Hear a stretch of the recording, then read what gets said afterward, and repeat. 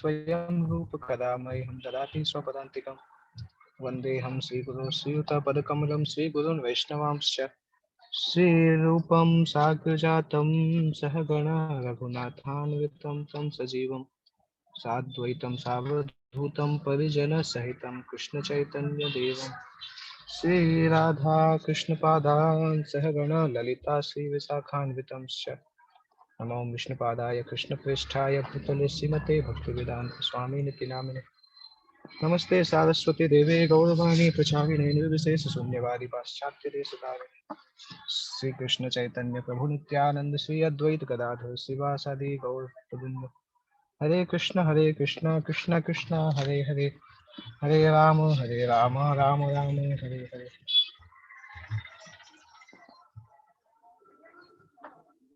तो आज के सेशन में हो सकता है आपको कुछ पीछे से कुछ आवाजें आएंगी, क्योंकि मैं मंदिर में नहीं हूँ अभी। आज सुबह हम लोग बड़ौदा के पास के एक गांव में बुक डिस्ट्रीब्यूशन करने के लिए आए थे।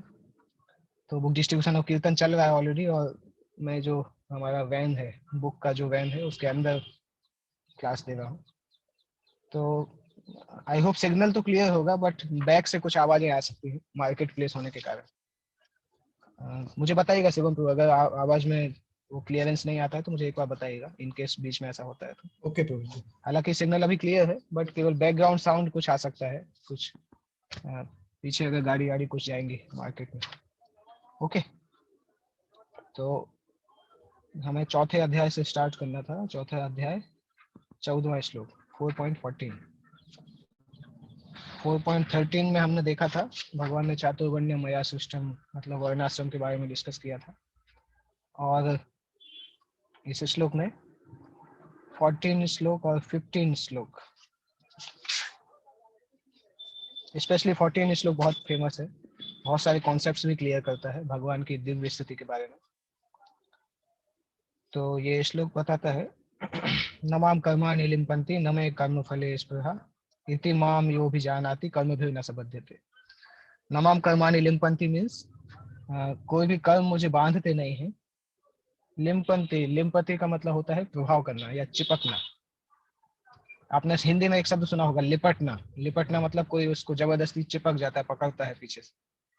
तो नमाम कर्माणि लिम्पन्ति, लिम्पन्ति मतलब भगवान से कर्म उनको प्रभावित नहीं करते हैं। और ना में कर्म फले स्पृहा, स्पृहा का मतलब कि मुझे कर्म फल की इच्छा नहीं होती है। इति माम यो भी जानाति कर्म भी न सबध्यते, मेरे बारे में जो ये जानता है उसको भी कर्म के फल नहीं बांध पाते। तो आपने, अगर आप लोगों ने कृष्णा सीरियल देखा होगा, महाभारत तो मुझे याद नहीं उसमें है कि नहीं, बट इस प्रकार से एक लीला आती है कि भगवान को एक ऋषि शाप देने वाले होते हैं। जब भगवान उनको बताते हैं कि महाभारत युद्ध खत्म हो गया और इतने सारे लोग मर चुके हैं, तो वो ऋषि भगवान को शाप देते हैं कि आपके रहते हुए आपने महाभारत युद्ध को रोका नहीं, तो मैं आपको शाप देना चाहता हूँ। तो भगवान उस समय बताते हैं वेट अ मिनट। फिर भगवान बताते हैं वाई द वे, आप चाहो तो शाप दे सकते हो, बट आपकी नॉलेज के लिए मैं बताना चाहता हूँ कि आपके कोई भी शाप का मेरे ऊपर तभी असर होगा जब मैं चाहूंगा। अगर मैं नहीं चाहूंगा तो आपके शाप को मैं यूज, अगर मैं चाहूंगा तो उसको यूज कर सकता हूँ, अगर नहीं चाहूंगा तो फिर उस शाप की मुझे आवश्यकता नहीं। तो उस समय फिर ऋषि को समझ में आया कि भगवान की स्थिति क्या है, और उस ऋषि ने भगवान से माफी मांगी। तो हम देखते भी हैं कि भगवान कृष्ण को गांधारी के द्वारा एक शाप दिया गया था कि उनके कुल का विनाश हो जाएगा, और कृष्ण को अलग अलग भी शाप दिए गए थे, परंतु कुछ कुछ शाप को उनको आवश्यकता थी अपनी लीला को पूरा करने के लिए, इसलिए उन्होंने उस शाप को यूज किया, और कुछ कुछ दूसरे जो अभिशाप थे उनको उन्होंने यूज नहीं किया। दैट मीन्स भगवान उससे बंधे हुए नहीं है। ऐसा नहीं है कि जैसे हमने कोई कर्म किया तो हमें पाप लगेगा, भगवान ने वो कर्म किया तो भगवान को पाप लगेगा, ऐसा नहीं है। और हम लोग चोरी करते, प्रभुपाद जी समझाते थे कि हम लोग चोरी करते हैं तो हमें दंड मिलता है, भगवान चोरी करते हैं तो उनके नाम से सब लोग गाते हैं कि भगवान माखन चोर, नवनीत चोर। भगवान रण छोड़ के भाग जाते हैं तो उनका नाम फेमस हो जाता है, रण छोड़। अगर हम लोग रण छोड़ के भागते हैं तो हमारा क्या होता है कि हम कायर हैं। तो भगवान एब्सोल्यूट है। जैसे कोई अगर अनंत स्थिति हो तो अनंत में से कुछ भी घटाएंगे, कुछ भी जोड़ेंगे, उस पर कोई प्रभाव नहीं होगा। इसी तरह से भगवान चूंकि परम सत्य है, तो वो कोई भी कार्य करते हैं वो उनके लिए पूर्ण सत्य हो जाता है। जैसे महात्मा गांधी ने एक बार बताया था कि अगर भगवान कृष्ण दूसरे व्यक्ति की पत्नी के साथ रात में डांस करते हैं तो मैं उनको भगवान नहीं मानूंगा, मुझे शर्म आएगी उनको भगवान बोलने। तो सामान्यतः इस संसार के लोग कृष्ण को समझ ही नहीं पाते हैं। उनको पता ही नहीं कि संसार की जितनी स्त्रियां हैं, जितनी भी आत्माएं हैं, चाहे वो स्त्रियां हो चाहे पुरुष हो, सारी के सारे आत्माएं भगवान के ही पत्नी है। केवल भगवान ही पुरुष है, बाकी सभी स्त्रियां हैं। पुरुष और प्रकृति है। हम जानते हैं भगवत गीता से कि आत्मा प्रकृति कहलाती है, परा प्रकृति, और सभी भगवान सभी प्रकृति के पुरुष हैं। तो भगवान के ऊपर कोई भी कर्म का प्रभाव नहीं होता है। भगवान को ना तो कोई कर्म करने की इच्छा होती है। कुछ ही पिछले अध्याय में हमने देखा था, भगवान ने खुद ही बोला था कि न मे पार्थास्ति कर्तव्यम त्रिषु लोकेषु किंचन। हे पार्थ, तीनों लोकों में मेरे लोगों के लिए एग्जाम्पल सेट हो सके। तो वही भगवान बता रहे हैं, मुझ पर किसी कर्म का प्रभाव नहीं पड़ता, ना मैं कर्म फल की कामना करता हूँ। जो मेरे संबंध में इस सत्य को जानता है वह भी कर्म के फल से नहीं बनता है। तो भगवान तो दूर की बात, जो इतना जान जाता है कि भगवान पे कोई भी कर्म और कर्म के फल का प्रभाव नहीं पड़ता, उसके ऊपर भी कर्म के फल का प्रभाव नहीं पड़ता। दैट मीन्स आज आप लोग इस जान गए हैं, या जो लोग पहले से जानते हैं, तो अभी टेक्निकली अगर देखा जाए तो आप सभी लोग कर्म के फल से मुक्त हो गए हैं। और जितना इस सिद्धांत को हम समझते जाएंगे उतना हम कर्म के फल से बाहर चले जाएंगे। और शुद्ध भक्त को चूंकि ये सिद्धांत पूरी तरह से क्लियर होता है कि भगवान पूर्ण स्वतंत्र है, इसलिए शुद्ध भक्त कभी भी कर्म के फल में बनते नहीं है। जैसे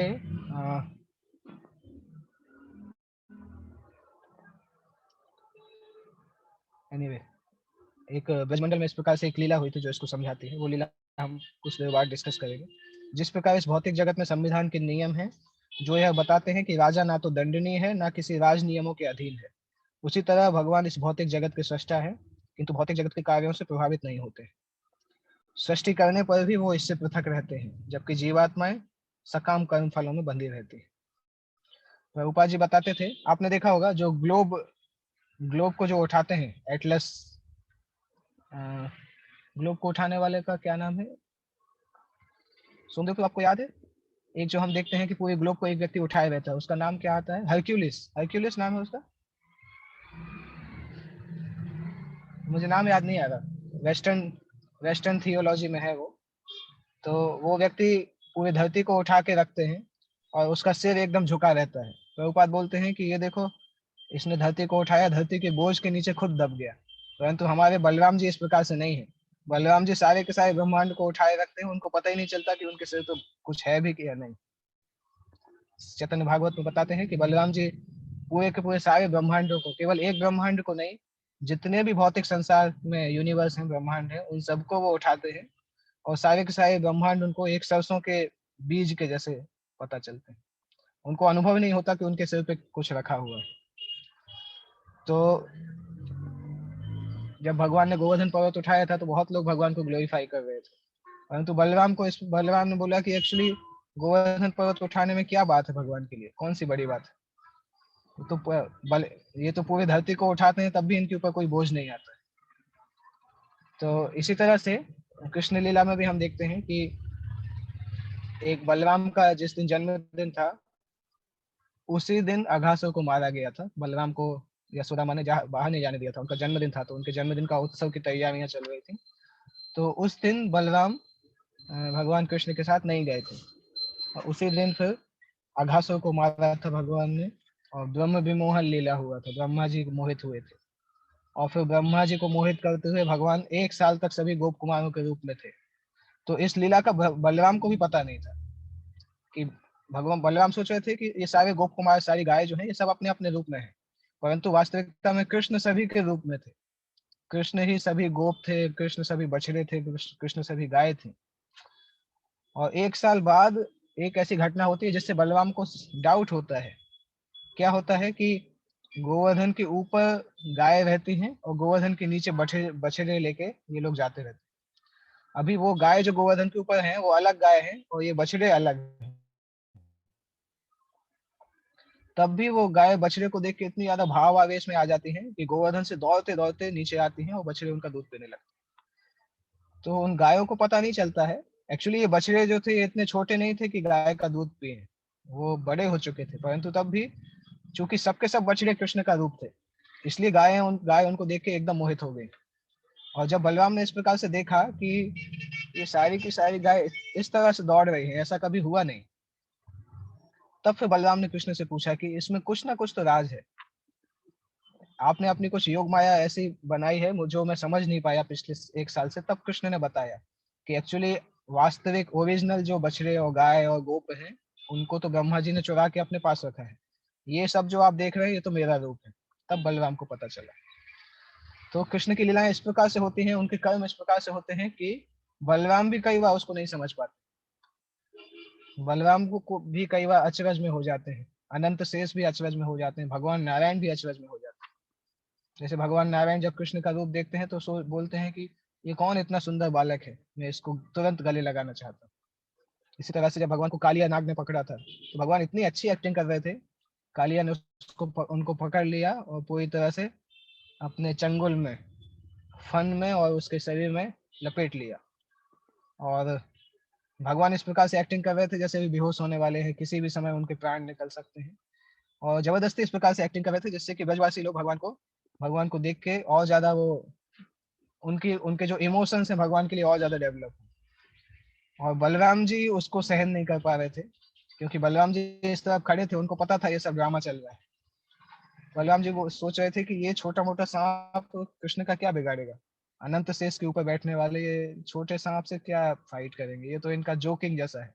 जैसे कई बार कोई बिल्ली जो है वो चूहे से फाइट करती है मारने के पहले, चूहा को थोड़ा सा छोड़ देती है और फिर पकड़ती है, फिर चूहा को छोड़ देती है, फिर पकड़ती है। तो बलराम जी बोल रहे थे कि ये कृष्ण इसी तरीके से छोटे से सांप से लड़ रहे हैं, क्योंकि भगवान कृष्ण के लिए वो सांप एक केंचुआ के जैसा था। और बलराम देख रहे थे देखो कृष्ण इतना ड्रामा कर रहे हैं, परंतु यहाँ पे सीरियस है। यशोदा भी बेहोश हो गई हैं, नंद बाबा भी यमुना में कूद के जा रहे हैं, सबके सब यदुवंशी जो भी ब्रजवासी हैं मृत्यु को प्राप्त होने वाले हैं। तब उन्होंने कृष्ण को इशारों में बोला कि अभी बहुत समय हो गया, 2 घंटे निकल गए, ज्यादा ड्रामा मत करो, नहीं तो यहाँ पे मुश्किल हो जाएगी। तो उसके बाद कृष्ण ने फिर कालिया से छूट के कालिया के ऊपर डांस करना चालू किया। 2 घंटे तक भगवान कालिया की पंजों में फंसे हुए थे। तो इसी तरह से कोई भी राजा जो है वो ड्रामा या प्ले करने के लिए इस प्रकार से कार्य कर सकता है, परंतु वास्तविकता में राजा के ऊपर भौतिक जगत के कार्य प्रभावित नहीं होते।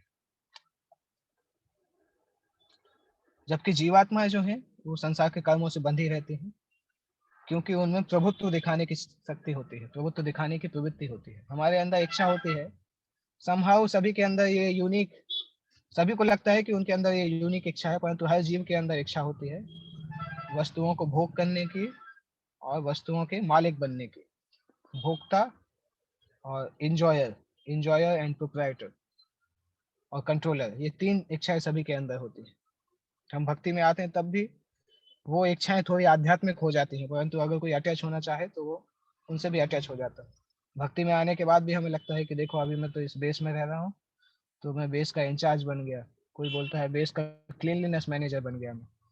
कोई बोलता है कि मैं अभी किचन देख रहा हूँ, किचन में आने की हिम्मत मत करना मेरी आज्ञा के बिना, और मेरे बेस में आने की हिम्मत मत करना, जो मैं बोलूंगा वही होना चाहिए। तो जिस प्रकार से हम भौतिक जीवन में अपने आप को बॉस समझते हैं, उसी तरह से भक्ति में भी हम उपाधियां जो होती हैं उससे अटैच हो जाते हैं। और ये नेचर है, जीवात्माएं भौतिक संसार में कर्म फलों में बंध जाती है, इसलिए संसार के प्रभुत्व दिखाने की उनको इच्छा होने लगती है। तो प्रभुपाद जी यहाँ उदाहरण दे रहे हैं, जैसे किसी संस्थान का स्वामी कर्मचारियों के अच्छे बुरे कार्यों के लिए उत्तरदायी नहीं होता, कर्मचारी कर्मचारी स्वयं उत्तरदायी होते हैं। तो इसी तरह से जीवात्माएं इंद्रिय कार्यों में लगी रहती हैं, परंतु भगवान के लिए ये कार्य आवश्यक नहीं है, भगवान इंद्रिय के कार्यों में नहीं होते हैं। आप लोगों ने वो लीला सुनी होगी, ब्रजमंडल में ये लीला आती है, पानी गांव में वो लीला आती है। पानी गांव दुर्वासा ऋषि का भजन भजन स्थल बोल सकते हैं। पानी गांव आता है, भंदिर खदीर वन में भगवान ने जहाँ बकासुर को मारा था उसके आगे पानी गांव आता है। तो एक बार जब गोपियां कृष्ण से मिलने के लिए वेट करती हैं और कृष्ण बहुत लेट आते हैं। तो गोपियां कृष्ण से पूछती हैं आप लेट क्यों हो गए? तो कृष्ण बोलते हैं एक्चुअली मेरे गुरु जो हैं वो आए हैं ब्रजमंडल में, और मैं उनसे मिलने गया था, उनकी सेवा करने, इसलिए मैं लेट हो गया। तो गोपियां बहुत खुश होती हैं, बोलती हैं हम भी आपके गुरु से जाके मिलेंगे। तो कृष्ण बोलते हैं ठीक है, वो पानी गांव यमुना के दूसरी तरफ रहते हैं, अभी तो रात का समय है, तो नाव तो अभी मिलेगी नहीं, कैसे आप जाएंगे? गोपियां पूछती हैं कैसे हम यमुना पार करेंगे? तो कृष्ण बोलते हैं आप यमुना के पास जाके बोलना कि अगर कृष्ण एक परफेक्ट ब्रह्मचारी है तो यमुना देवी आप मुझे रास्ता दे दीजिए। तो गोपियां तो मन में ही हंसने लगती हैं कि ये कृष्ण ब्रह्मचारी कहाँ से हो गया, ये तो दिन भर हमारे साथ ही रहता है, स्त्रियों से बातचीत भी करता है कितना। तो गोपियां ठीक है जाते हैं और जाके यमुना से बोलती हैं कि यमुना देवी अगर कृष्ण परफेक्ट ब्रह्मचारी है तो आप रास्ता दे दीजिए, और यमुना पूरा रास्ता दे देती है, बीच से नदी खाली हो जाती है, वो लोग चली जाती है। बहुत आश्चर्य होता है। उसके बाद जब दुर्वासा के पास जाते हैं तो ये लोग बहुत ज्यादा भोजन बना के जाते हैं, भोजन उनको ऑफर करने के लिए करीब 60 डिब्बे भोजन बना के ले जाते हैं, बड़े बड़े डिब्बे, और उनके देखते ही देखते दुर्वासा पूरा भोजन कर लेते हैं। और जब इन लोगों को वापस आना होता है तो ये लोग, फिर प्रश्न आता है कि यमुना को कैसे पार करेंगे? तो फिर दुर्वासा से पूछती है कि आप बताइए कैसे करना है। तो दुर्वासा बोलते हैं आप जाके यमुना से बोलिए कि अगर दुर्वासा ऋषि ने कभी भी दूर्वा घास के जूस के अलावा और कुछ नहीं खाया हो तो मुझे रास्ता दे दीजिए। तो गोपियों को फिर से आश्चर्य होता है कि अभी अभी तो इन्होंने 60 बड़े बड़े डिब्बे भोजन खाया है, अभी बोल रहे हैं कि यमुना में जाके बोलो कि मैंने कुछ नहीं खाया है। जाती हैं वो यमुना से बोलती हैं कि अगर दुर्वासा ऋषि ने कभी भी कुछ नहीं खाया हो तो हमें रास्ता दे दीजिए। वो यमुना भी रास्ता दे देती है। तो गोपियां आश्चर्य से भरी रहती हैं और जाके कृष्ण से पूछती हैं कि ये क्या समझ में नहीं आया, क्या मिस्ट्री है, क्या आश्चर्य है? तो कृष्ण समझाते हैं कि दुर्वासा ऋषि एक्चुअली वास्तविकता में कोई चीज से अटैच नहीं है, आप लोगों को खुश होने करने के लिए उन्होंने खाया, इसलिए इनडायरेक्टली उन्होंने कुछ नहीं खाया, केवल आपकी खुशी के लिए उन्होंने उस चीज को ग्रहण किया।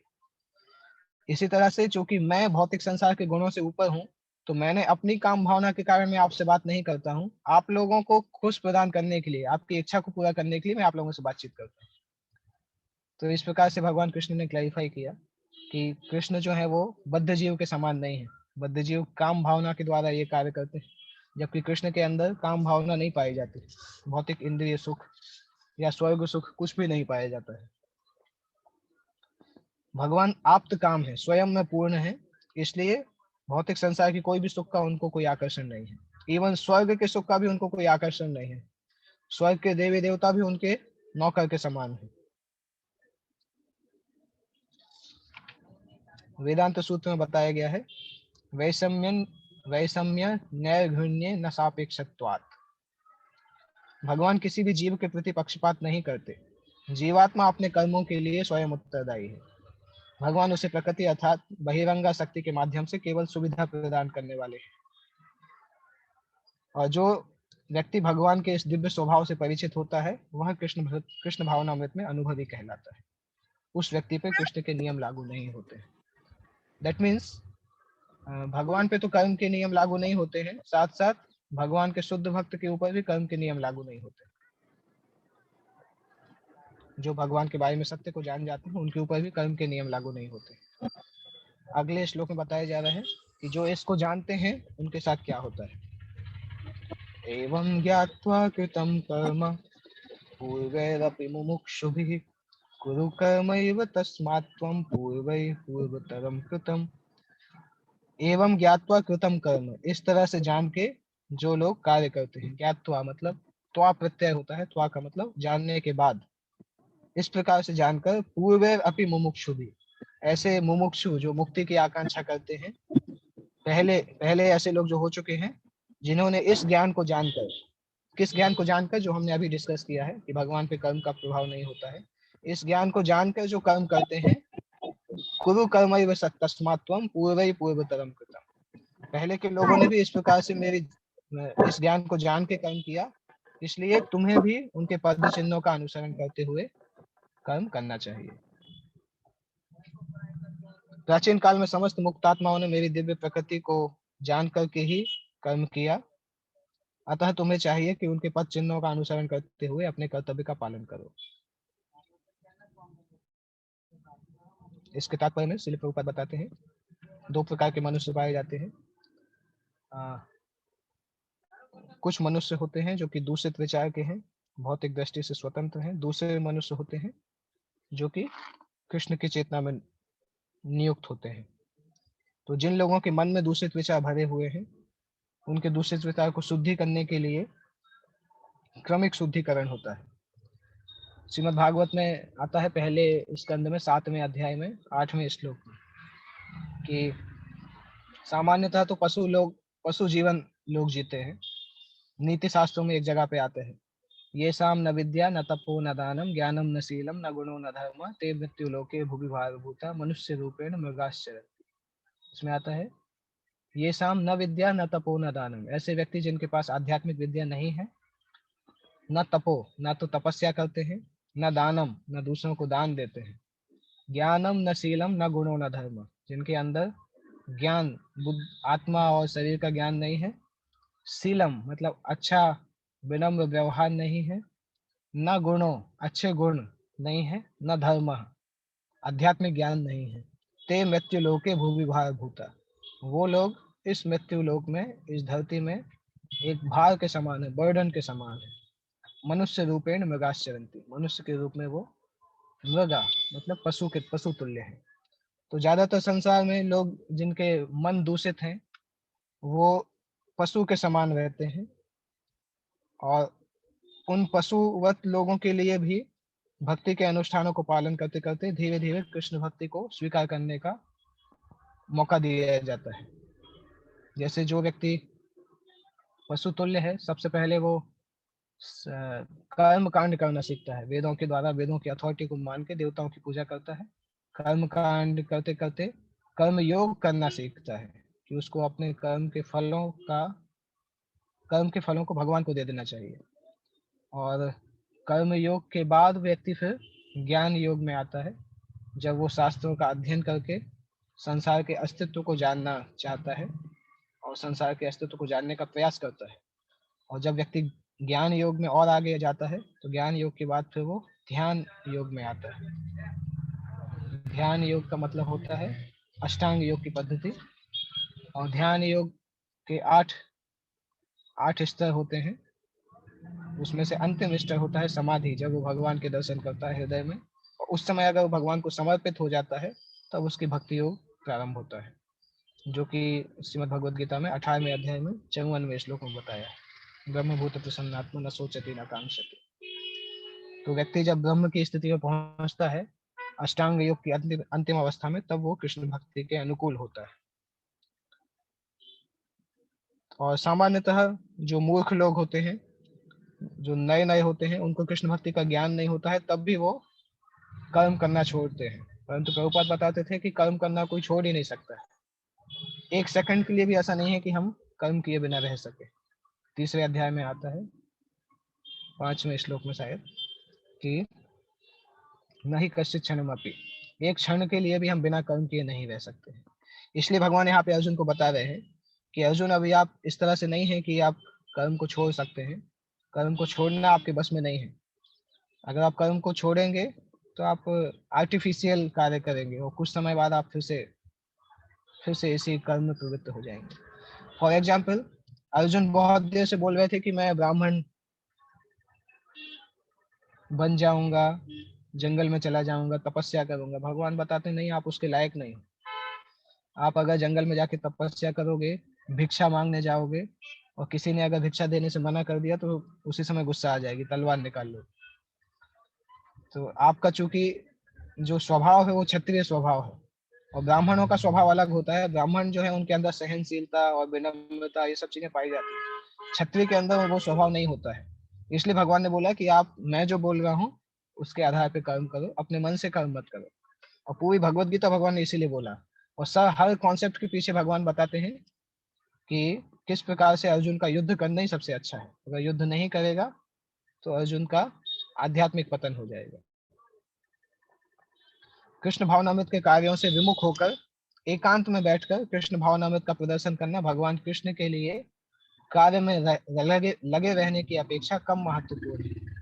यहाँ पर अर्जुन को सलाह दी जा रही है कि वह भगवान के अन्य पूर्व शिष्यों जैसे सूर्य देव और बाकी जो भगवान के शिष्य हैं उनके समान कार्य करे। नेक्स्ट प्रश्न आता है कि अर्जुन को कैसे पता चलेगा कि कौन सा कर्म करना चाहिए, कौन सा कर्म नहीं करना चाहिए। तो अर्जुन ने ये प्रश्न पूछा नहीं, परंतु भगवान उसका उत्तर अर्जुन के प्रश्न पूछने के पहले ही उसका उत्तर प्रदान कर रहे हैं। अगले श्लोक में आता है, किम कर्म किम अकर्मेति कवयोप्यत्र मोहिता तत्ते कर्म प्रवक्ष्यामि यज्ञात्वा मोक्ष्यसे सुखात्। किम कर्म किम अकर्म, भगवान बता रहे हैं कि कर्म क्या कहलाता है, अकर्म क्या कहलाता है। कवयो अपि अत्र मोहिता, कवयो मतलब बुद्धिमान लोग, अपि मतलब भी, अत्र मतलब इस विषय में, मोहिता मतलब कंफ्यूज्ड। कर्म क्या है, अकर्म क्या है, संसार में बड़े बड़े बुद्धिमान लोग मोहित होते हैं। मैं जब कॉलेज में था तो हमारे कॉलेज में, आप लोगों में से अगर किसी को भोपाल सिटी पता हो, हमारे कॉलेज के जस्ट चौराहा, कॉलेज के बाहर एक चौराहा था, गीत माता मंदिर। तो माता मंदिर पे एक जेरोक्स वाले की दुकान थी, उसके पास में बहुत रेगुलरली जाता था जेरोक्स के लिए। तो उसकी दुकान पे ये लगा हुआ था कि कर्म ही पूजा है और कुछ कुछ भी ऐसा लिखा हुआ था। तो उससे एक दिन जब मेरा बात हुआ तो बताता है कि कोई भी कर्म करता हूँ पूजा है। उसने बोला आप लोग जो माला कर रहे हो और मैं जो दुकान में काम कर रहा हूँ और कसाई जो पशु की हत्या कर रहा है, ये सब कुछ पूजा कहलाता है। तो मैंने देखा इसके कॉन्सेप्ट तो पूरे हिले हुए हैं। मैंने बोला आप किसी की जान लेना भी पूजा कहलाता है? उसने बोला हाँ पूजा कहलाता है। मैंने बोला कहाँ आपने पढ़ा ऐसा? तो उसने बोला गीता में पढ़ा। मैंने बोला गीता में कहाँ पढ़ा आपने, मुझे श्लोक बताइए। तब फिर उसने कुछ नहीं बताया। तो वो यही बताता है कर्म करो फल की इच्छा मत करो और कर्म ही पूजा है। तो मैंने उससे पूछा कौन सा वाला कर्म पूजा है, आपको पता भी है कि कितने प्रकार के कर्म होते हैं? तो उसने बोला नहीं, कर्म तो एक ही प्रकार का होता है। मैंने बोला इसीलिए आपको ये कंफ्यूजन है, कभी आपने गीता खोल के नहीं देखा, केवल ये 11 जो लाइन लिखी है, कोई बोगस लोगों ने ये लाइन लिखी। कैलेंडर में जो गीता सार आता है 10-12 पॉइंट आते हैं, सब के सब बोगस पॉइंट है, उसमें कोई ठीक तरीके से लिखा नहीं गया। परंतु भारत में वो बहुत फेमस है। लोगों के पास बोले तो कि गीता पढ़ा है, बोलते हैं वो हमें तो गीता याद है, गीता की 10 बातें आती हैं कैलेंडर में लिखी हुई, हमें सब कुछ याद है। उनको बताओ हर बात बोगस है, वो सब वो कैलेंडर फाड़ के फेंक देना चाहिए। गीता का ऐसा कौन सा सिद्धांत बोलता है कि आप पशुओं को मार रहे हो बोल रहे हैं कि ये पूजा है? तो मैंने उसको समझाया कि 3 प्रकार के कर्म होते हैं, एक कहलाता है कर्म, एक कहलाता है अकर्म, एक कहलाता है विकर्म। तो कर्म जो है वो सामान्य कर्म है, जो हम भौतिक कर्म करते हैं। विकर्म जो है वो पाप कर्म है, जैसे मांसाहार करना, नशा करना, जुआ खेलना, ये विकर्म है। और अकर्म ऐसा कर्म होता है जिस कर्म का फल हमें इस संसार में नहीं मिलता है। बाकी जैसे पुण्य कार्य करेंगे तो इसी संसार में फल मिलेगा, स्वर्ग में जाएंगे, या अगर पाप करेंगे तो नरक में जाएंगे। परंतु अकर्म जो है, उस अकर्म का फल इस संसार में नहीं मिलता है। अकर्म का फल भगवत धाम में संचित होता है, आध्यात्मिक संचार में संचित होता है। जैसे अभी हम भगवत गीता पढ़ रहे हैं या भगवान का नाम जप करते हैं, लेक्चर सुनते हैं, शास्त्रों को पढ़ते हैं, तो ये सारे कर्म जो हैं अकर्म कहलाते हैं, क्योंकि इन कर्मों का जो फल है वो आध्यात्मिक है। इन कर्मों को करने से आप इस भौतिक संसार में नहीं रहेंगे। इस कर्मों का फल भुगतने के लिए आपको भगवत धाम जाना होगा। तो जब मैंने उसको बोला कि एक्चुअली आप जो बोल रहे हैं कर्म ही पूजा है, वो वास्तविकता में अकर्म ही पूजा है, ऐसा शब्द बोलना चाहिए, क्योंकि सभी प्रकार के कर्म पूजा नहीं कहलाते हैं, अकर्म जो है वो पूजा कहलाते हैं। परंतु उससे मुझे प्रैक्टिकली समझ में आया कि लोग कंफ्यूज होते हैं कर्म के सिद्धांत में, इसलिए भगवान यहाँ पे लिख रहे हैं कवयोप्यक्त मोहिता। संसार के महान महान विद्वान लोग भी मोहित हो जाते हैं कि कर्म अकर्म और विकर्म क्या कहलाता है। इसलिए भगवान बता रहे हैं तत्ते कर्म प्रवक्ष्यामि, मैं आपको वो कर्म सुनाऊंगा, यज ज्ञात्वा मोक्ष से शुभात्, जिसको सुन के तुम संसार के अशुभ से मुक्त हो जाओगे। इसका तात्पर्य प्रभुपाद जी लिख रहे हैं कि कृष्ण भक्ति में जो कर्म किया जाए वो पहले जो भक्त हैं उनके आदर्श के अनुसार होना चाहिए। ऐसा कर्म स्वतंत्र क्यों नहीं होना चाहिए, इसकी व्याख्या अगले श्लोक में की गई है। तो कुछ और पुराणों में 3 प्रकार के और कर्म बताए जाते हैं। एक कर्म बताया जाता है काम्य कर्म, एक कर्म बताया जाता है विहित कर्म, एक कर्म बताया जाता है निषिद्ध कर्म। तो विहित कर्म मतलब ऐसा कर्म जो आपके लिए प्रिस्क्राइब्ड है, और काम्य कर्म मतलब ऐसा कर्म जिसको करने की आपको इच्छा है परंतु वो न्यूट्रल है। और तीसरा होता है निषिद्ध कर्म, ऐसा कर्म जिसको आप करेंगे तो विनाश हो जाएगा। मैं सिंपल उदाहरण से समझाऊंगा तो समझ में आ जाएगा। जैसे एक बार एक पति पत्नी, उनका बहुत छोटा सा बेटा था, 3-4 साल का बेटा था। तो वो लोग समुद्र के तट पे जाते हैं, बीच पे जाते हैं। या 3-4 साल से थोड़ा बड़ा था वो, नहीं, 7 साल तक का, 6-7 साल तक का बच्चा है। तो माता पिता जो है बच्चे से बोल के जाते हैं, बेटा गाड़ी के अंदर ही रहना, गाड़ी के बाहर मत जाना, डेंजर होगा। तो उस बच्चे के लिए गाड़ी के अंदर रह के खेलना, कोई भी खिलौने से खेलना, उसके लिए विहित कर्म कहलाएगा। विहित कर्म मतलब प्रिस्क्राइब्ड, उसके माता पिता ने जो बोला है वो उसको वो करेगा। अभी अगर वो गाड़ी का गेट खोल के समुद्र के बीच पे जाके खेलता है तो ये उसका काम्य कर्म कहलाएगा। उसको बाहर खेलने की इच्छा है, तो बीच पे खेलने से इतना कुछ लॉस भी नहीं है, तो वो काम्य कर्म कहलाएगा। परंतु अगर वही बच्चा समुद्र के पानी के अंदर जाके खेलता है तो वो निषिद्ध कर्म कहलाएगा, क्योंकि छोटा बच्चा अगर समुद्र के पानी के अंदर जाके खेलेगा तो मर जाएगा। तो इसी तरह से शास्त्र के द्वारा दिए गए काम विहित कर्म कहलाते हैं। शास्त्र के अलावा हमें कुछ यहाँ वहां घूम के काम करना है जो कि नेगेटिव नहीं है, न्यूट्रल है, तो वो काम्य कर्म कहलाता है। परंतु अगर हम 4 नियम को तोड़ेंगे तो वो फिर डेंजरस कर्म कहलाता है। कई बार भक्त लोग आके पूछते हैं, तो जी एक पुरानी मूवी आ रही है, वो अच्छी मूवी है, उसमें कुछ ऐसे सीन नहीं है, जैसे स्वदेश मूवी है। कुछ कुछ भक्त बोलते हैं कि ऐसी देशभक्ति की मूवी तो देखने में अच्छा लगता है, तो जी हम किताब पढ़ते पढ़ते थक जाते हैं, तो ये मूवी देखें क्या। और उनसे पूछो तो बोलते नहीं नहीं, उसमें कुछ नेगेटिव नहीं है, वो तो हमें देशभक्ति के लिए उत्साहित करते हैं। और अलग अलग कई ऐसी मूवी आती भी हैं बीच बीच में। और पहले जो ओल्ड मूवी है वो, उसके लिए कई भक्त पूछते हैं, क्योंकि कुछ ना कुछ विजुअल मीडियम चाहिए देखने के लिए। तो ये सारी इच्छाएं कहाँ से आती हैं? काम्य कर्म। ये इच्छाएं शास्त्र पे आधारित नहीं है, परंतु हो सकता है कोई मूवी हो आप आपके ऊपर इफेक्ट नहीं करे, नेगेटिव इफेक्ट नहीं करे, तो वो काम्य कर्म में आता है। परंतु हम ऐसा नहीं है कि वो मूवी हमें देखनी चाहिए, किसी व्यक्ति को मूवी देखने की कोई आवश्यकता नहीं है, परंतु हमारे मन में कई प्रकार की इच्छाएं होती हैं। हालांकि अगर एक चीज हम देखें, विचार के हिसाब से देखा जाए तो कोई भी मूवी न्यूट्रल नहीं होती है। जैसे सामान्यतः लोग बोलते हैं 2 प्रकार के कंटेंट पाए जाते हैं, एजुकेशनल कंटेंट होते हैं और एंटरटेनमेंट कंटेंट होते हैं। कुछ कुछ वीडियो एजुकेशनल होते हैं, कुछ कुछ वीडियो एंटरटेनमेंट होते हैं। परंतु एब्सोल्युटली अगर देखा जाए तो सारे के सारे वीडियो कुछ ना कुछ एजुकेशन ही देते हैं, चाहे वो एजुकेशनल वीडियो हो, चाहे वो एंटरटेनमेंट वीडियो हो। एंटरटेनमेंट वीडियो का भी अपना एक प्रोपेगेंडा होता है। पूरी मीडिया मिनिस्ट्री इस तरह से कार्य करती है कि हमें अपना मैसेज पहुंचाना है, किस प्रकार से पहुंचाएं कि लोगों को पता भी नहीं चले और उनके अंदर दिमाग में जहर चला जाए। तो modern movies, modern so called Netflix, ये सब चीजें हो सकता है न्यूट्रल चीजें दिखाएं, परंतु उनके अंदर पॉइजन भरा रहता है और वो जहर हमारे दिमाग में चला जाता है जब हम उन मूवीज को देखते हैं। इसलिए कृष्ण भक्ति में हम टाइम वेस्ट नहीं करते मूवीज को देखने का। एक बार एक नए भक्त, बहुत नया स्टूडेंट था हमारे, शायद फर्स्ट ईयर में था एमएस यूनिवर्सिटी में, यहाँ पे एक कॉलेज है उसमें पढ़ता था। तो उसने आके मुझसे ये प्रश्न पूछा कि प्रभु जी एक नई मूवी आई थी 6 महीने पहले, तो वो मूवी बहुत अच्छी है, मैं आके देख लूँ, मैं जाके देख सकता हूँ क्या उसको? मुझे समझ में नहीं आया उसने मुझसे क्यों पूछा, हो सकता है उसको मेरा आंसर सुनना हो। तो मैंने उससे बोला देखो मूवी देखने से तुम्हारा टाइम वेस्ट होगा 3 घंटे, उतनी देर में तो तुम 2-3 क्लास सुन सकते हो, आके म्यूजिक सीख सकते हो। तो उसने बोला नहीं मुझे बहुत इच्छा है उसकी स्टोरी जानने की। तो मैंने बोला अगर आपको स्टोरी जानना हो तो जाओ विकिपीडिया में उस मूवी का नाम डालो और सिनॉप्सिस देख लो, उसमें पूरा लिखा हुआ है, इस कैरेक्टर, कास्ट, प्लॉट, सब कुछ लिखा हुआ है। तो आपको मूवी पता चल जाएगी, 3 घंटे वेस्ट नहीं करना पड़ेगा। उस बच्चे ने वैसा किया भी, शाम को आके बोलता है प्रभु जी धन्यवाद, आपने मेरा 3 घंटे बचा लिया। उसका मूवी का स्टोरी इतना अच्छा नहीं था। तो इस पे ये सब काम में कर्म में आते हैं। परंतु निषिद्ध कर्म क्या कहलाता है कि अगर हमने 4 नियमों को तोड़ दिया तो वो निषिद्ध कर्म कहलाता है। काम में कर्म में कई बार भक्त लोग ये भी पूछते हैं कि क्रिकेट खेलना चाहिए कि नहीं, और अपने संक्रांति के समय पतंग उड़ाना चाहिए कि नहीं, और अलग अलग कुछ कुछ सोशल फेस्टिवल है, ये सब उसके अंदर आते हैं।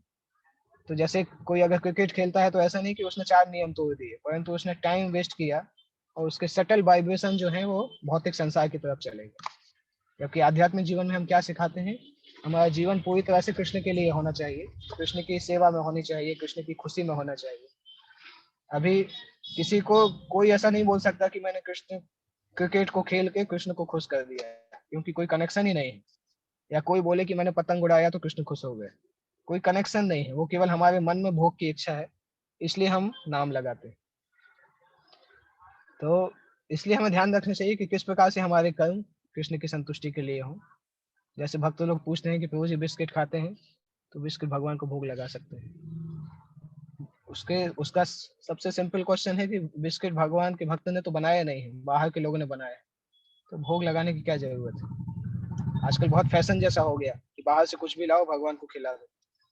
जैसे भगवान कुछ भी खा सकते हैं, कुछ भी लेके आओ उनको डाल दो, चाहे उनकी खाने की इच्छा हो चाहे नहीं, बस घंटी बजाई, तुलसी डाला उसमें, वो अपना खाना चालू कर दिया, 5 मिनट भगवान को दिया, बाकी खुद खाने लगे।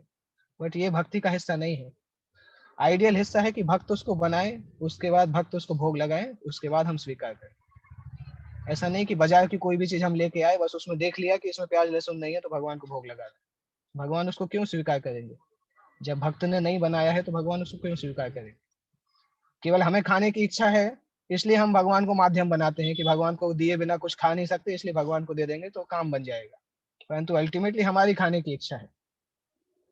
तो इसलिए बहुत अच्छा स्टैंडर्ड है, क्योंकि हम जिस प्रकार से भोजन करते हैं उस प्रकार से हमारा मन भी होता है। अगर हम आदत डाल लें कि जगन्नाथ जी का हमने चावल लेके रख लिया, सूखा चावल, और कोई भी रेस्टोरेंट में गए, बिना प्याज लहसुन का थाली मंगाया, उसमें जगन्नाथ जी का चावल डाल दिया और खा लिया, तो हमारी चेतना का कोई विकास होने वाला नहीं है। 10-15 साल बाद भी हम बोलेंगे, यही प्रश्न पूछेंगे कि प्रभु जी इतने समय से माला कर रहे, कुछ हो नहीं रहा, क्योंकि हम नियम ठीक से पालन नहीं कर रहे, भगवान की खुशी के लिए नहीं कर रहे।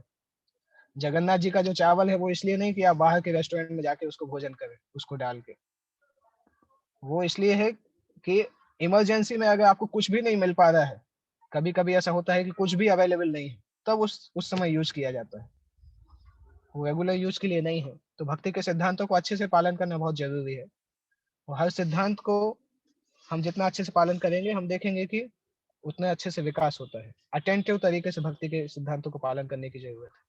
जैसे एक प्रैक्टिकल एग्जांपल देखें, हम सभी वो करते हैं, हमारे सिर पे जो हम तिलक लगाते हैं ना, वो तिलक बहुत अच्छा होता है, बहुत स्टाइल से लगाते हैं, शीशे के सामने पूरा लाइन अच्छे से बनाते हैं। और बाकी जो तिलक है 11-12 जगह, किसी को नहीं पता कि क्या उसका क्या शेप होता है उसका, क्योंकि उसको कोई देखता नहीं है, तो हम बस काम चलाने के लिए वहां पे लगा लेते हैं बस। जबकि शास्त्रों में लिखा है कि जितने भी 12 तिलक हैं एग्जैक्टली तिलक के जैसे लगाना चाहिए। तो ये सब नियम हम भी सोचते हैं कि ठीक है अभी चल रहा है, तो ऐसा करते करते हम खुद ही नियम में वीक हो जाते हैं, और उसके बाद जब विकास नहीं होता है तब फिर हम सीनियर से जाके पूछते हैं, प्रभु जी इतना भक्ति कर रहे हैं परंतु कुछ हो नहीं रहा है। तो भक्ति के सिद्धांतों का जितना अच्छे से हम पालन करेंगे उतना अच्छे से विकास होगा। कृष्ण भक्ति में कर्म करने के लिए मनुष्य को प्रामाणिक पुरुषों के नेतृत्व का अनुगमन करना होता है, जो गुरु परंपरा में है। कृष्ण भक्ति का उपदेश सबसे पहले सूर्य देव को दिया गया, जिन्होंने मनु को ये उपदेश दिया, मनु ने इक्ष्वाकु को दिया, और इक्ष्वाकु से ये संसार में चला आ रहा है। और फिर भगवान ने स्वयं इस अर्जुन को इस कृष्ण भक्ति का उपदेश देने का निश्चय किया और अर्जुन को शिक्षा प्रदान किया। और भगवान इसमें बताते भी हैं कि जब ये कृष्ण भक्ति का सिद्धांत लोगों को समझ में नहीं आता है, लोग मोहित हो जाते हैं कि धर्म का निश्चय कैसे करेंगे। इसलिए भागवत में आता है, धर्मम तु साक्षात भगवत प्रणीतम, महाजनो ये निगतस्स पंथा। महाजनों का रास्ता पालन करना चाहिए, शुद्ध भक्तों के रास्ते को पालन करना चाहिए, जो जिससे कि हम कर्म के फल को पता कर सके। इसका नेक्स्ट श्लोक जो है उसका तात्पर्य भी हमने डिस्कस कर लिया इसी में। एनीवे पर मैं श्लोक पढ़ता हूँ, इंपॉर्टेंट श्लोक है ये। इसका तात्पर्य ऑलमोस्ट हमने सारे कॉन्सेप्ट डिस्कस कर लिए इसी वाले श्लोक में। 17 श्लोक का है, कर्मणो हि अपि बोद्धव्यम बोद्धव्यम च विकर्मणः अकर्मणश्च बोद्धव्यम बोद्धव गहना कर्मणो गति। भगवान बता रहे हैं, कर्मणो हि अपि बोद्धव्यम, कर्म के बारे में पता होना चाहिए, बोद्धव्यम च विकर्मणः, विकर्म के बारे में पता होना चाहिए, अकर्मणश्च बोद्धव्यम, अकर्म के बारे में भी पता होना चाहिए। गहना कर्मणो गति, कर्म की गति बहुत कठिन है। तो ये तीन हमने ऑलरेडी डिस्कस किए हैं, कर्म, अकर्म और विकर्म, ये तीनों इस श्लोक में बताया है। यदि कोई सचमुच ही भवबंधन से मुक्ति चाहता है तो उसे कर्म, अकर्म और विकर्म के अंतर को समझना होगा। कर्म, अकर्म तथा विकर्म के विश्लेषण की आवश्यकता है क्योंकि यह अत्यंत गहन विषय है। कृष्ण भावनामृत को तथा गुणों के अनुसार कर्म को समझने के लिए परमेश्वर के साथ अपने संबंध को जानना होगा। दूसरे शब्दों में, जिसने यह भली भांति समझ लिया है वह जानता है कि जीवात्मा श्री भगवान का नित्य दास है और फलस्वरूप उसे कृष्ण भावनामृत में कार्य करना है। संपूर्ण भगवत गीता का यही लक्ष्य है। इस भावनामृत के विरुद्ध सारे निष्कर्ष एवं परिणाम विकर्म या निषिद्ध कर्म है। इसे समझने के लिए मनुष्य को कृष्ण भावनामृत के अधिकारियों की संगति करनी होती है और उनसे इस रहस्य को समझना होता है। यह साक्षात श्री भगवान से समझने के समान है, अन्यथा बुद्धिमान से बुद्धिमान मनुष्य भी मोहग्रस्त हो जाएगा। तो ये कॉन्सेप्ट हम ऑलरेडी डिस्कस कर लिए, इसको और डिस्कस करने की आवश्यकता नहीं है। इसके बाद 18 वर्ष जो है वो इस सेक्शन का लास्ट श्लोक है। उसके बाद भगवान एक सेक्शन शुरू कर रहे हैं, उस भक्त का डेस्टिनेशन या उस भक्त के लक्षण जिसने इस प्रकार के कर्मों को प्राप्त किया है। 18 वर्ष हम डिस्कस करेंगे, उसके बाद एंड करेंगे। कर्मण्य कर्म यः पश्येद अकर्मणि च कर्म यः स बुद्धिमान मनुष्येषु सयुक्तः कृत्स्न कर्म कृत्। इसमें है, जो मनुष्य कर्म में अकर्म को देखता है और अकर्म में कर्म को देखता है, वह व्यक्ति सभी मनुष्यों में बुद्धिमान है और सभी प्रकार के कर्मों को करके वो दिव्य अवस्था में रहता है। तो कर्म में अकर्म को देखता है मतलब जो व्यक्ति पूरी तरह से इस सिद्धांत को जानता है वो समझ जाता है कि वास्तविकता में शरीर सारे कार्य करते हैं, शरीर और मन इंद्रियां मिलके कार्य करते हैं, आत्मा जो है वो कार्य नहीं करती है। 5वें अध्याय में वो श्लोक भी आएगा कि आत्मा कोई कार्य नहीं करती है, शरीर, मन और इंद्रियों और 3 गुणों के प्रभाव से संसार में कार्य किए जाते हैं। तो वो कर्म में अकर्म को देखता है, वो कोई भी कर्म करता है उसको कर्म का फल नहीं मिलता क्योंकि वो इस सिद्धांत को जानता है। और अकर्मणि च कर्म यः, और जब वो अकर्म करता है तो अकर्म में कर्म देखता है। अकर्म मतलब जब भगवान की भक्ति करता है तो वो इस प्रकार से उसमें कर्म देखता है कि उसने वो वास्तविक कर्म किया है, अपनी इंद्रियों को एंगेज किया है, आत्मा को भी एंगेज किया है। तो भगवान की भक्ति जो है वो आत्मा के लिए कर्म है और बाकी संसार के कर्म जो है वो शरीर के लिए कर्म है। तो इस प्रकार से वो व्यक्ति जब कर्म करता है तो उसको अकर्म के जैसा देखता है, अकर्म करता है तो उसको वास्तविक कर्म जैसा देखता है। और ऐसे व्यक्ति को संसार में सबसे बुद्धिमान माना जाता है और ऐसा व्यक्ति चाहे संसार में कोई भी कार्य करे वो हमेशा दिव्य स्थिति में रहता है। जैसे श्रील प्रभुपाद जैसे भक्त जो है वो संसार में, प्रभुपाद के बारे में ऐसा बताया था, गुरु महाराज एक्चुअली बताते थे कि गुरु महाराज ने बोला था एक बार कि Prabhupada could use even the atom bomb in Krishna service. Prabhupada अगर चाहते तो एटम बम को भी भगवान कृष्ण की सेवा में यूज कर सकते थे। इतने बड़े भक्त थे, मतलब इतना वो एक्सपर्ट थे कृष्ण भक्ति में और कृष्ण भक्ति के प्रचार में। इस संसार की हर वस्तु को कृष्ण के लिए उपयोग किए जा सकते। तो ऐसे भक्त जो है वो कर्म के बंधन में कभी नहीं आते, वो सारे कर्म करते हुए भी कर्म से बाहर रहते। कृष्ण भावनामृत में कार्य करने वाला व्यक्ति स्वभावतः कर्म बंधन से मुक्त होता है। उसके सारे कर्म श्री कृष्ण के लिए होते हैं, अतः कर्म के फल से उससे कोई लाभ या हानि नहीं होती। फलस्वरूप वह मानव समाज में बुद्धिमान कहलाता है। अकर्म का अर्थ है कर्म के फल के बिना। अकर्म जो हमने डिस्कस किया उसका मतलब है भौतिक संसार में उसका कर्म का फल नहीं मिलता है। और जो मायावादी लोग होते हैं, शून्यवादी होते हैं, वो अपना कर्म करना बंद कर देते हैं इसी डर से कि उनको कर्म का फल मिलेगा। परंतु भक्ति के जो कर्म होते हैं उन कर्म का कोई फल रहता ही नहीं। तो, तो सगुणवादी इस स्थिति से परिचित होते हैं कि वो भगवान के दास हैं, इसलिए वो अपने आप को कृष्ण भक्ति के कार्यों में लगा के रखते हैं और चूंकि सारे काम श्री कृष्ण के लिए किए जाते हैं अतः इस सेवा को करने में उन्हें दिव्य सुख प्राप्त होता है। जो इस विधि में लगे रहते हैं वे व्यक्तिगत इंद्रिय तृप्ति की इच्छा से रहित होते हैं और कृष्ण के प्रति उसका नित्य दास्य भाव उसे सभी प्रकार के कर्म फल से मुक्त कर देता है। तो ये पूरा पिछले 5 श्लोकों में हमने शास्त्रों में दिए गए कर्म के सिद्धांत को समझा। और नेक्स्ट सेक्शन जो आता है 19 से स्टार्ट होके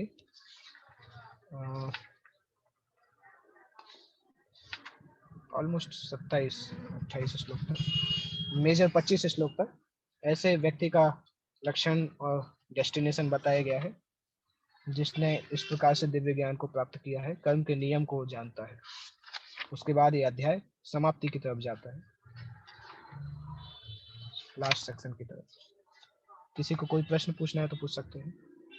नेक्स्ट वीक हम 19 से स्टार्ट करेंगे, टेक्स्ट 19।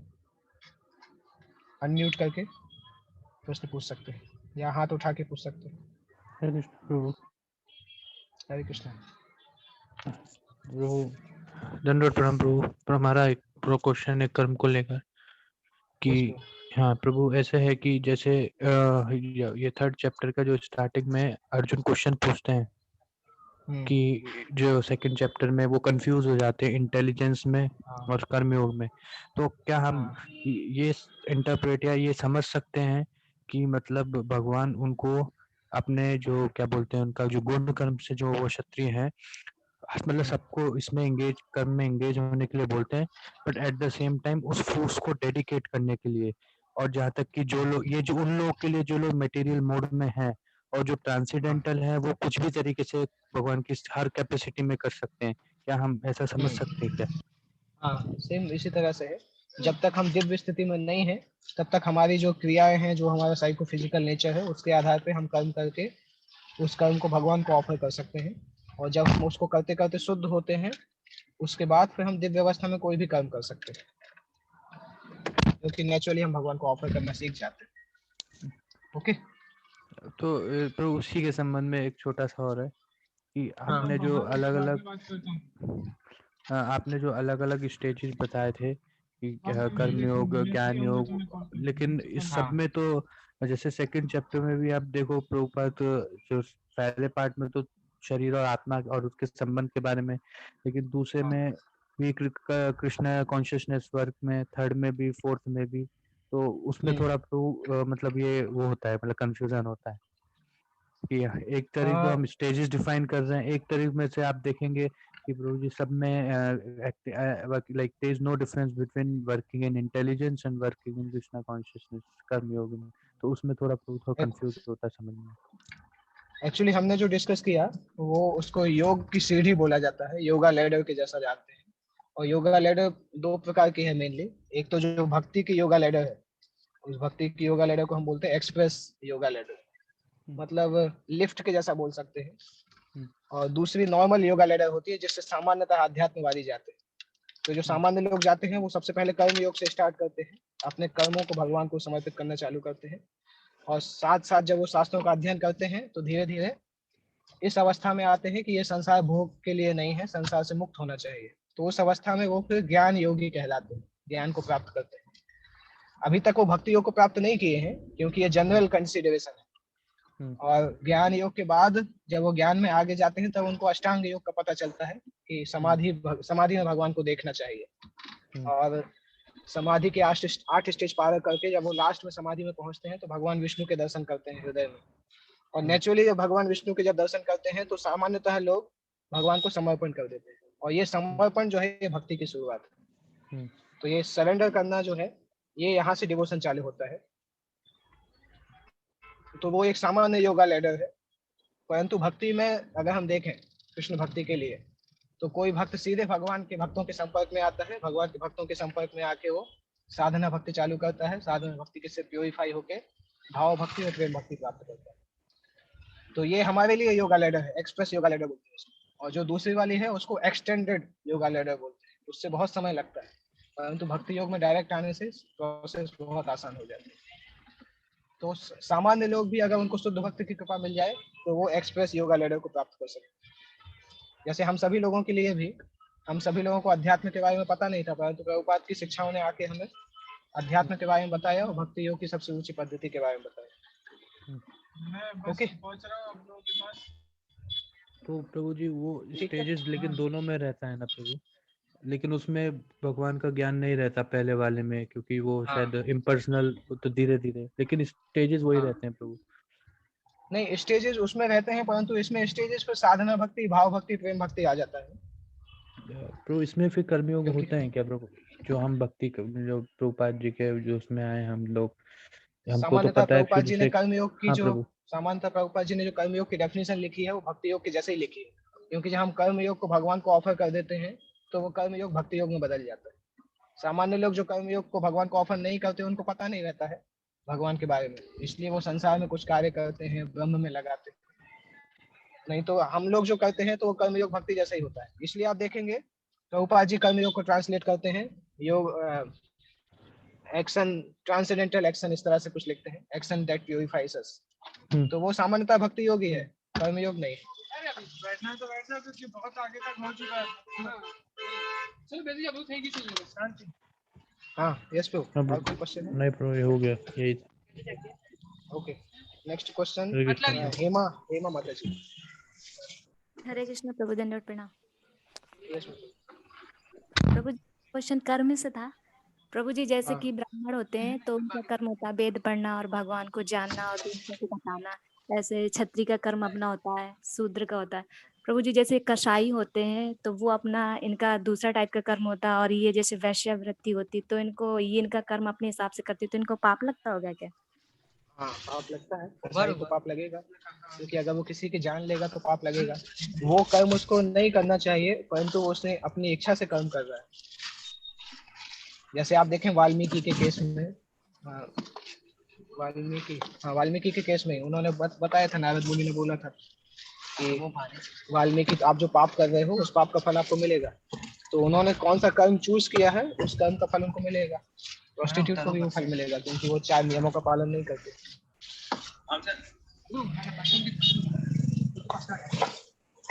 ओके, हरे कृष्णा प्रभु जी। कौन प्रभु? आकाशवाणी से आवाज आ रहा है। हरे कृष्णा।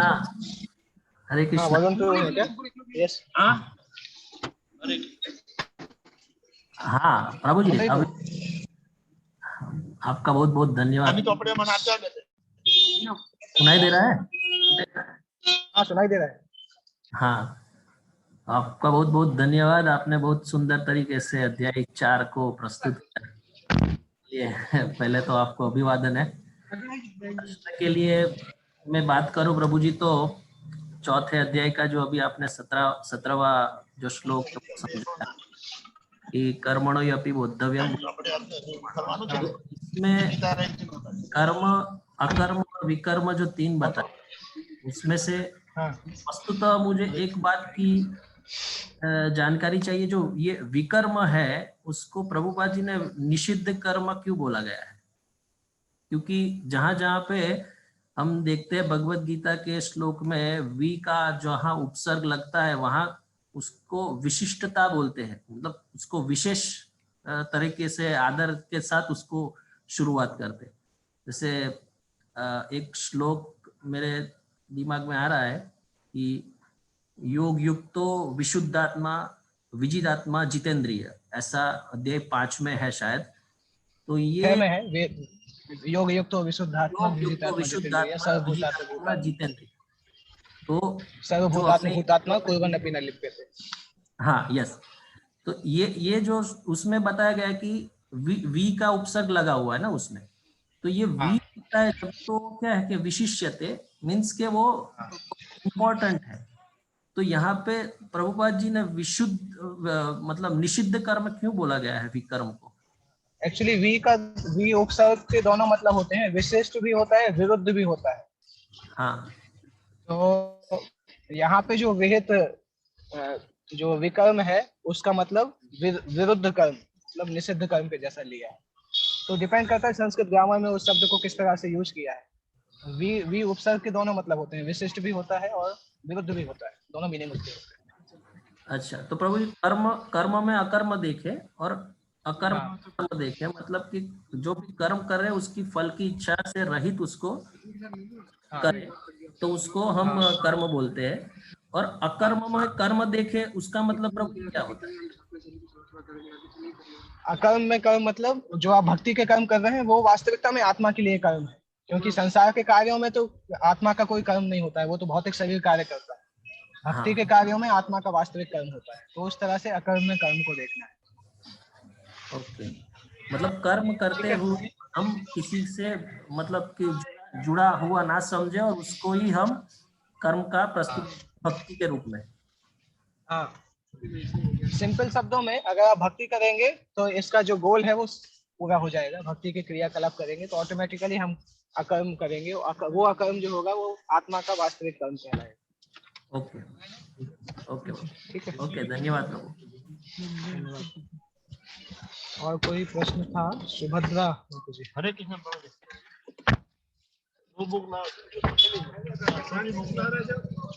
यस मत, कोई प्रश्न है?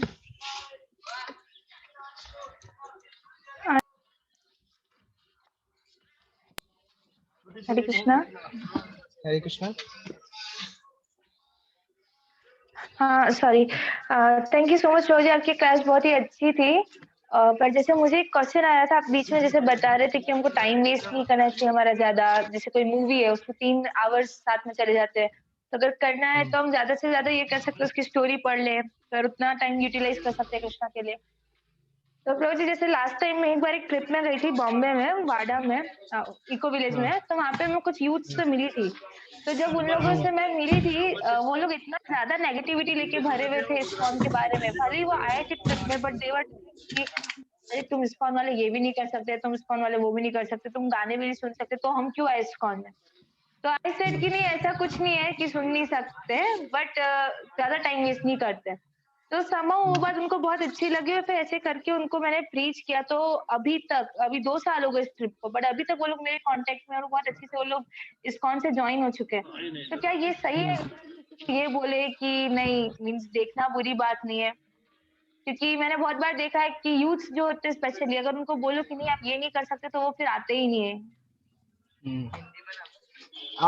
आप जब छोटी थी तो आपने कभी ऐसी दवाई आपकी माँ ने खिलाई होगी जो कड़वी होगी? कभी कोई दवाई खिलाई जब आप बहुत छोटे थे? आपको याद नहीं होगा शायद। नॉर्मली माता पिता जब कड़वी दवाई खिलाते हैं तो लॉलीपॉप के अंदर या मिठाई के अंदर डाल के खिलाते हैं, तो बच्चे के अंदर मिठाई चली जाती है, बच्चा फिर खा लेता है। तो नए लोगों के लिए हम ये टेक्निक यूज कर सकते हैं जब तक वो कृष्ण भक्ति में सिंसियरली स्थित नहीं होते हैं, और इवेंचुअली उनको समझ में आ जाता है। और जब हम देखते हैं कि वो मैच्योर हो गए हैं तो हम उनको फिर बता सकते हैं कि अभी देखने की आवश्यकता नहीं है। क्योंकि केवल टाइम वेस्ट ही नहीं, मॉडर्न मूवीज को अगर आप देखेंगे ना, तो बहुत सारे अलग अलग वस्तुएं जो कि ठीक नहीं है, जैसे बातचीत का अंदाज और लोगों के बीच का डीलिंग्स, एक्सप्लॉइटेटिव डीलिंग्स होता है लोगों के बीच में। और मूवीज का मैसेज भी गलत होता है, क्योंकि मेनली मेल फीमेल के बॉडी रिलेशनशिप पे आधारित होता है। तो हम उसको एक लिमिट पे जाके तो हमें बताना ही होगा। अभी हमें ये देखना है कि वो व्यक्ति उस लिमिट तक पहुंच जाए, उसके बाद हम उसको बताएं। जैसे हम लोग जब कॉलेज टीचिंग करते हैं तो हम एकदम नए स्टूडेंट्स को कुछ ज्यादा नहीं बताते हैं।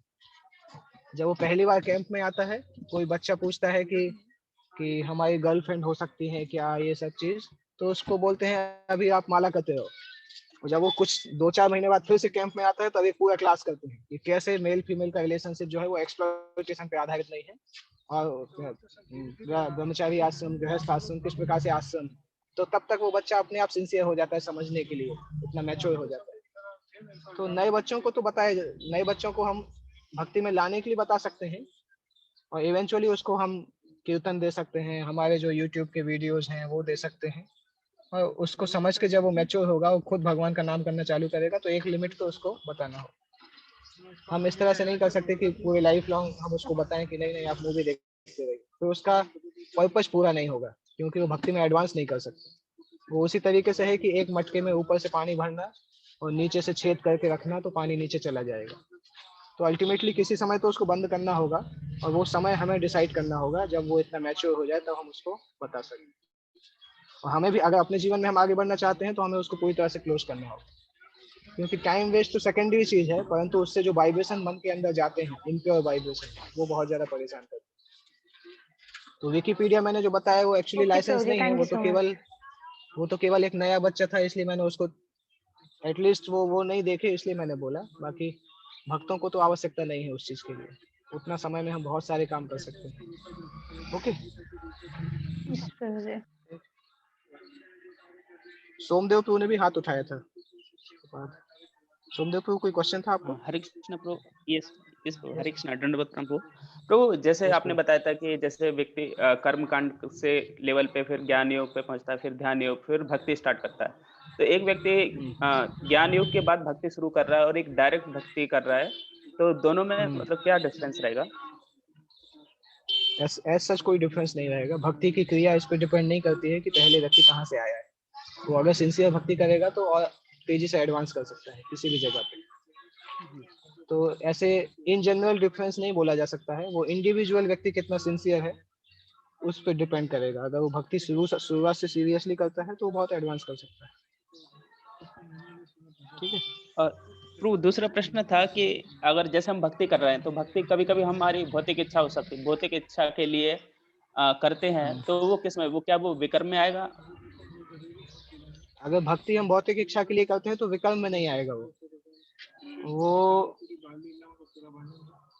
अकर्म जैसे ही है, परंतु अभी जैसे कोई छोटे बच्चे होते हैं तो माता पिता से चीजें मांगते हैं कि मुझे ये चीज चाहिए, वो चीज चाहिए है, तो माता पिता कभी कभी दे देते हैं और फिर आगे जाके माता पिता मना भी करते हैं। श्रील प्रभुपाद के साथ ऐसा हुआ था एक बार।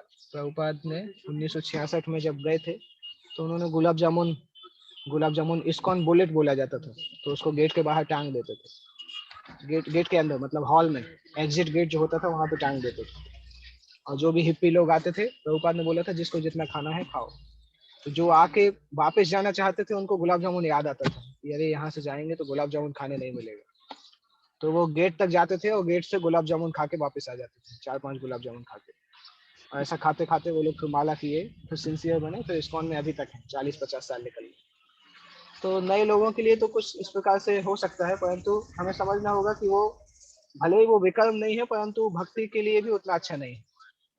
और अगर हम सिंसियर हैं भक्ति में आगे बढ़ने के लिए तो भगवान उस भोग की इच्छा को, भौतिक इच्छा को दूर कर देंगे।